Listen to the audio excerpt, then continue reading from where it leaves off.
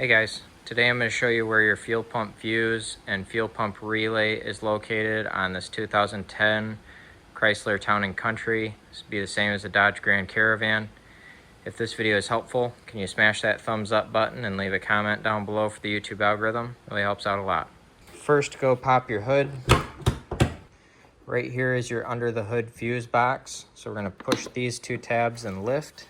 Now if you have a fuel pump relay, it's going to be in this slot right here. Some of these do not have a fuel pump relay. So we will also go with the fuel pump relay fuse, which is this 10 amp fuse right here at the top of this row, right there. So it's that one right there. That is a 10 amp fuse for your relay, but if you don't have a relay, it's obviously not gonna run that. So your fuel pump fuse though is this 20 amp fuse right here.